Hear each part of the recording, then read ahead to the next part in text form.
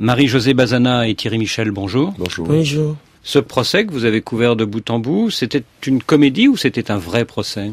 C'était du théâtre, mais tout procès est un théâtre. Ce n'était pas une parodie de justice, mais c'était un procès cadenassé parce que le principal suspect, le général Numbi, chef de la police avec qui avait rendez-vous Floribert, la décision a été prise qu'il ne serait pas justiciable étant général 3 étoiles et échappant de ce fait à une cour militaire où il fallait un juge de grade égal ou supérieur à lui-même. Donc ça c'est la première chose.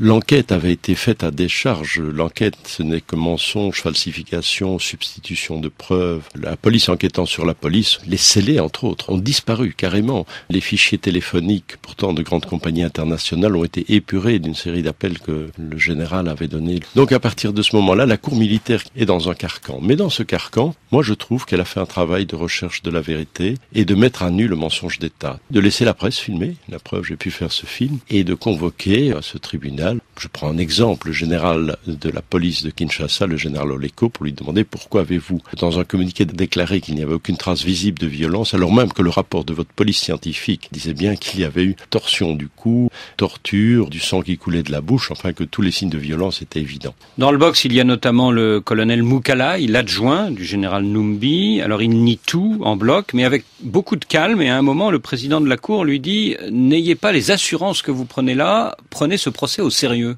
Oui, c'était évident pour tout le monde que les accusés, eux, assistaient, pensaient-ils, à un théâtre. Il y avait une inconscience, je pense, ou des garanties données en coulisses. C'est ça la question que vous posez un moment dans le film. Bien Leur sûr. a-t-on promis l'impunité en coulisses? On a vu que quand le verdict a été dicté, ou quand même 4 peines capitales, le colonel Moukala, il est là totalement serein à parler avec des membres de sa famille. Sa femme, que j'ai voulu d'ailleurs interviewer, mais qui a refusé, était tout à fait à l'aise. Il croit qu'il n'y a aucun risque de suite et que cela va se résoudre très vite.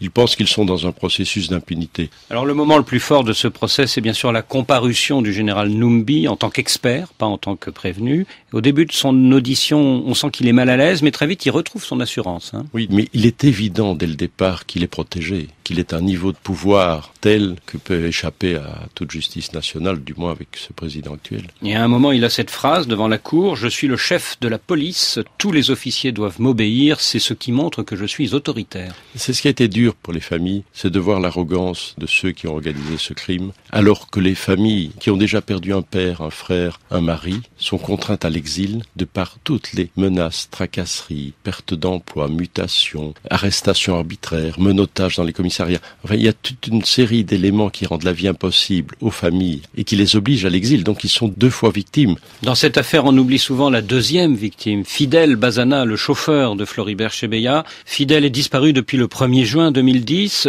Son épouse est avec nous aujourd'hui dans ce studio à Paris. Madame Bazana, qu'est-ce qui a pu arriver à votre mari?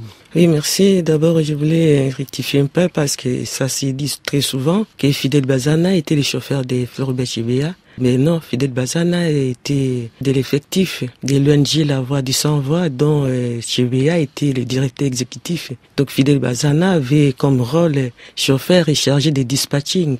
Vous dites dans le film, on a assassiné mon mari parce que c'était un témoin gênant. Oui, parce que lui, en tant que chauffeur, il avait accompagné et il allait dénoncer tout ce qui s'est passé et il allait dire aussi que nous étions à l'inspection générale de la police. C'est pourquoi il est devenu témoin gênant, donc on ne devait pas le laisser. Oui, c'est ça. Il n'était pas que chauffeur, il était militant et évidemment, s'il avait survécu, il aurait témoigné. Oui.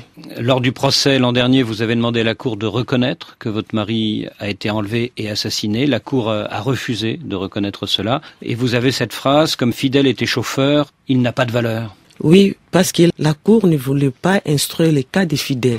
Et pourquoi ? Moi, je pense bien que le fait de ne pas avoir vu les corps des fidèles et eux-mêmes n'arrivent même pas à me les rendre, c'est la raison qu'ils ont dit de ne pas instruire les cas-là pour s'arrêter seulement à Chebeya et ce qui me faisait très mal. À un moment, lors du procès, c'est terrible cette scène, vous vous tournez vers les accusés et vous leur dites « Consolez-moi en me donnant même les restes du corps, j'aimerais bien l'enterrer en tant que bantou ». Oui, j'ai dit ça parce que eux-mêmes, les présumés, ils savaient que Fidèle était déjà mort. Et les restes là que j'ai demandé, que j'ai continué à demander, même c'est les cendres, pour lui donner un sépulcre digne. Et là aussi, les enfants sauront quand même que notre papa est mort, parce que jusqu'au jour d'aujourd'hui, les petits là, les mineurs, ne sont vraiment pas convaincus que leur papa est mort. Et à ce moment-là, on voit le colonel Moukalai, il fait un hochement de tête. On le sent un petit peu déstabilisé à ce moment-là, non? Je ne crois pas, parce que là, ils étaient tous en l'aise. C'est comme si, quelque part, on les avait promis l'impunité et la récompense. Et quant à moi et la partie civile, on a fait appel à la haute cour militaire. C'est votre combat? Oui, c'est mon combat, jusqu'à faire éclater la vérité. Marie-Josée Bazana et Thierry Michel, merci.